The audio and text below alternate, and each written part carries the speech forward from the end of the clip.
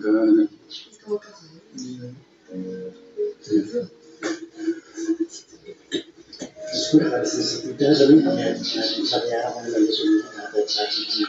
Hindi po. Pag-usapan na muna natin to. Kailangan pag-usapan to. Ngayon ko din narinig yung ganyan niya. Ano naman yung sa mga ang nagpapasok sa inyo? Business na about business. Hindi, ang tanong, bakit nagbago yung desisyon mo? Wala eh. So, sasayangin mo lang yung tabi mo sana. Sa tabi business lang. Kwenta-kwenta lang ng person.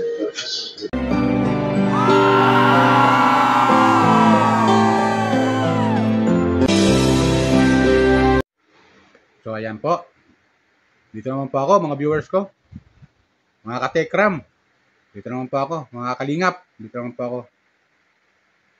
Welcome po kayo sa aking YouTube channel, Rady Channel. Pag-subscribe, like, and share, comment sa aking video upload kay. Hayaan nyo muna pati kayo ng umaga, mga tanghali, magandang gabi sa inyo lahat. Saan man kayo pahalig na mundo na roon. Lalo na mga FW natin dyan sa abroad. Kumusta po kayo? Sana po nasa mabuti yung kalagayan at palagi sa karamdaman. Okay? Tuloy tayo. Itong upload ko ay patungkol to doon sa patungkol kay Katekram at saka kay Dave at doon sa lolo ni Dave, tsuhin ni Tate Tekram. Nag-usap-usap sila patungkol kay Dave at itong araw si Dave ay hindi na mag-aaral at mag-business na lang. Nagparamdam na pala siya bago pa siya umalis sa kay Katekram. Ito yung nagparamdam na siya na talagang aalis siya kay Katekram, kay Tate Tekram, pero hindi lang sinasabi. Pero nagparamdam na siya, hindi lang na-detect ni Tate Tekram na gano'n ang gagawin talaga nila. At tuluyan nga umalis. Ito, panoorin natin. Kumuha ko ng clip video nila eh. Panoorin natin. Ito yung sinabi nila. Nag-usap silang tatlo eh. Bali, 4 sila kasama yung tsahe ni Dave. Ito, panoorin natin. Magkaanak.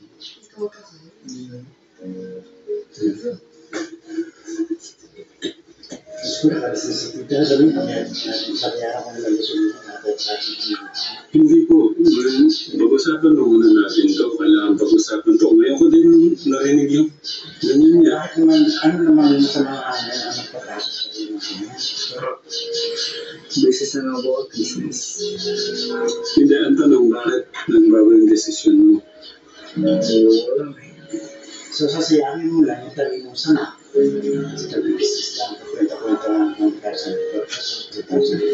Pwede ka naman naging sikat ng magaling niya at civil engineer. Diba? So, ano lang yan na ini-script mo lang ako. Okay? Totoo ba yan? Hindi. Nalang ko po sa dati, bibili ko ng lupa eh. Ganun naman yung mga naisip niya. Okay, that's fine. Kasi hindi mo lang business yun. If you are a real estate business and investment, it's not a business. Siyempre, patatakbo mo yan. Patatakbo mo yan. Last year ko na ito ngayon eh. Ha? Last year po. Ano last year? Last year po. Na? School. Nag-usap na ba kayo ni nanay? Awa. Tsaka po ni Tito. Kayo mag-ama, baka pinaprati ako rito. Tsaka po Tito. Tito Jun po. Ano po? Tito tayo. Tito Jun po. So, tinang nga po ko Tito, wala po masabihin ka lahat eh. Kaya na po ni nanay tsaka ni Tito. Wait lang. Tatay Kasi ano pa ko, Kasi napakit. baka inaano mo lang si Tito. Kuya, wala ka sa ayos.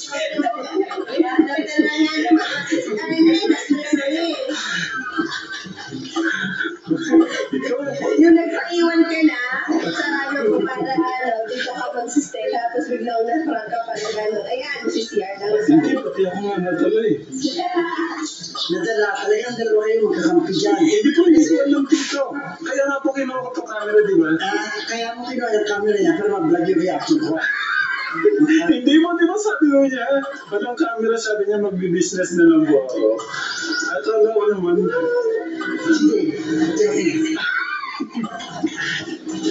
oh, ito, hindi ko po talaga. Alam mo rin yung ano? Siyempre, ang lahat namin pupush ng gano'n. Bakit may fire? Hindi po, hindi. Hindi, ang tanong ko po, wait lang tito, mabalik ko natin kay kuya. Kaya po ako katagamit, kasi wala akong vlog to kanina. Bigla nasing ito ni kuya.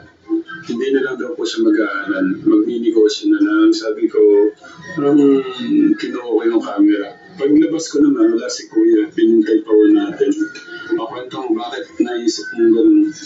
Hindi siya dinarap ng mga mga kasali dyan, mga katekrap dyan. Wala ko talaga ang alam.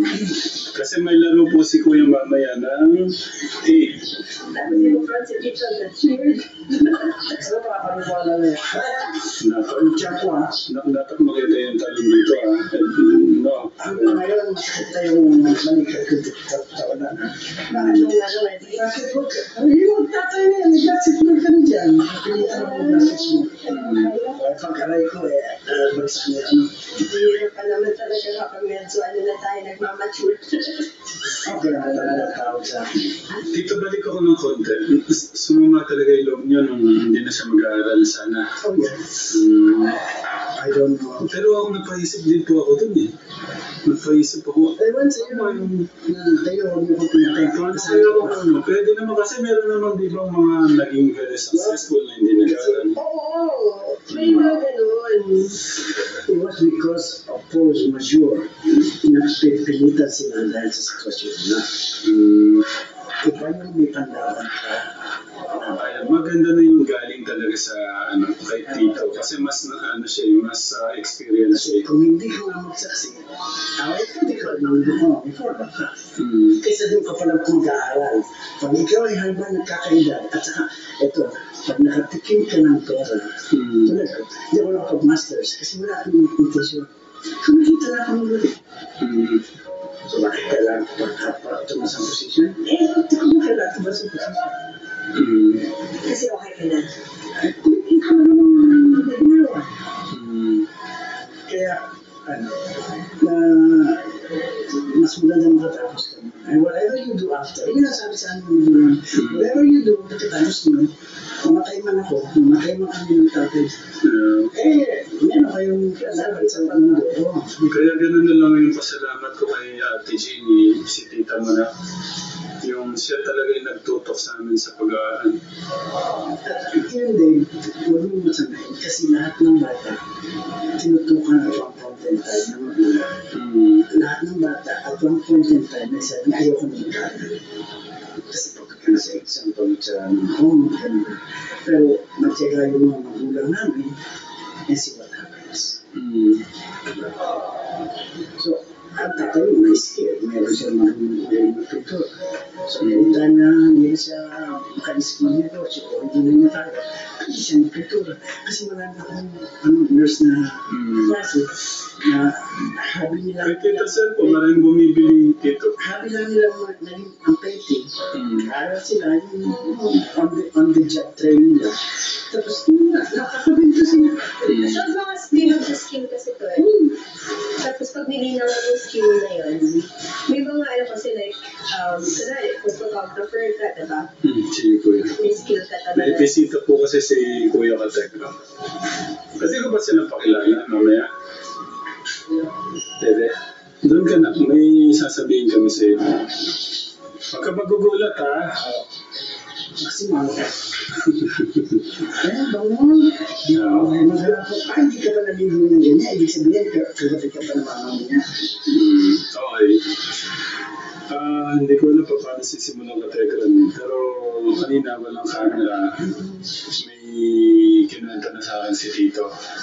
Kasi, Baka malaglag. kasi ito dito eh, kakagawa mo siya. Masyado yung mga alaga. Masyado yung mga alaga ng tita para naman. Huwag kang malalaglag dyan sa sa upuan mo. Hindi, pero gusto ko lang para makapagpasalamat ka. Pero, kayo na po magkwento dito. Pero, ayaw ko. Gusto ko nang magpasalamat. Kaya, Mm. merong tao, kilala mo to, na mahal na mahal ka niya. Gusto pinasabi sa tao, sana pumayag, kasi ang bibili ng sniper. Kaya sabi ng tatay, ako, sabi ng tatay niya, huwag na po. Ngayon siguro, whatever you want na nakalala sa iyo, kung gusto niya, bigyan niyo na sa bata mo. Kasi ito naman tao to, na hindi na kwenta na. Hindi gusto yun. Hindi. Sino pa yung alam mo mahal mo? Hindi ako. Sino pa yung Si Tito. Babae. Hindi, huwag niyo sabihin. Akala ko nung pagpunta pa sa'yo. Oh, hindi, ibig ko sabihin yung babae o lalaki para... Gusto, hindi natin na siya. Ha? Hindi. Hindi. Malapit na malapit. Ba't ganun yung smile mo na? Alam mo kung sino eh.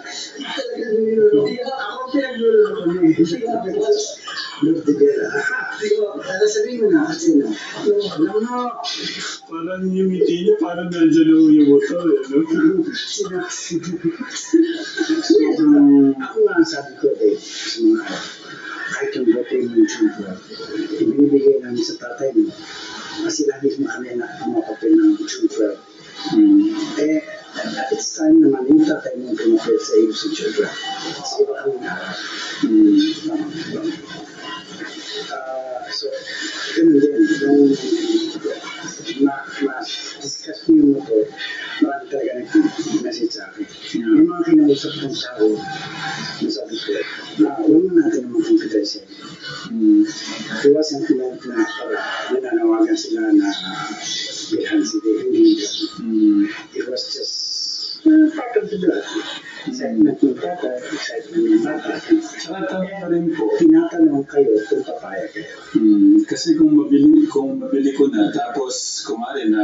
Ikaw pa ang sisisi. Diba? At least merong, hindi ko naman inaano doon. At least parang nakapagtanong-tanong. Yun ang sabi ko sa kanila. Inaano lang niya kung anong opinion nyo, kung okay sa kasi it involves safety. Tsaka buhay mo, ano to. Involves safety mo.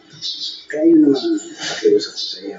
Sabi ni Tito Ading sa akin kanina, gusto ni Tita Ethel. Alam mo pala. Hindi ako ba? Hindi mo kilala ito. Ano kung kaya sa'yo? Nasabi na sa'yo ni Tita Ethel? Wala. Okay. It's supposed to be this is a surprise. Pero hindi naman siya pumayag, kaya kasi siya ang bibili. Kasi gusto ko magpasalamat na lang kay Tita Ethel. Gusto niya talaga, kumari ako yung bumili. Pinapasabi niya sa akin, kaya nandito si Tito Ading. Gusto ni Tita Ethel na kumari ako yung bumili para wala masabi yung tao na tumapapil siya. Hindi. Gusto lang niya maibigay yung gusto mo kasi alam niya magiging masaya ka na. mahal mo ito. Magiging masaya po talaga siya. So, kaya naman makuha mo naman pala. Ang question na lang, ang surprise ay kailan? Bukas, pwede sa makalawa. Yung tipo, Alam mo naman yung kulay, di ba? Napili ka na ba ng kulay? Tapos, ano niya tito yung ano? Basta, ang akin, yung paalala ko sa'yo. Kasi isa ako sa mga sasabihan ng mga lolo't lola niya. Kasi ano yung vote ni Tito Ading, sabi niya, okay sa akin. Sabi ni Tito Ading na dalan mo siya. Ako okay sa akin kasi napag-usapan din ng magama. So, ang nasa akin lang, gusto ko yung parang sa iyo, may kaakibat na responsibility, malaking responsibility. Napag-usapan natin mo. Saka ano na, madaming magagalit sa akin. Yung tatambo. Aksidente mo, hindi naman naiwasan. Hindi mo maharap kung kailan darating. Sobrang Pero pwede ingat. kang mag-ingat. Sobrang ingat. So, yun, di ba? Ngayon, para sa akin, nanghihinayin talaga ako sa ginawa ni Dave. Kaya, tama yung mga advice dito sa comment section, ha? Hayaan na lang tatitikram si Dave. Kung saan siya masaya, hayaan na lang. Pero hindi kasi mga kapwa viewers, hindi ganun kasi ganun kadali lang yun. Matagal kasi yung pinagsamahan nila 5 years. At inalagaan niyo to si Denise. Ayaw kasi ni Tati Tikram na mapawariwara itong batang ito. So, di ba? So, yan na sa akin, mga viewers ko. Paki-subscribe lang po. Baka may nanonood dyan na mga viewers, tagahangan ni Tati Tikram. Paki-subscribe lang po. Like and share, comment sa akin video upload, okay? At paki-subscribe at huwag po kayo mag-skip ng ad kasi may mga advertisement na po yung aking mga video upload, okay? Yan lang po. Bye! Ingat po lagi. Pagpalain po tayo ng kung may kapal.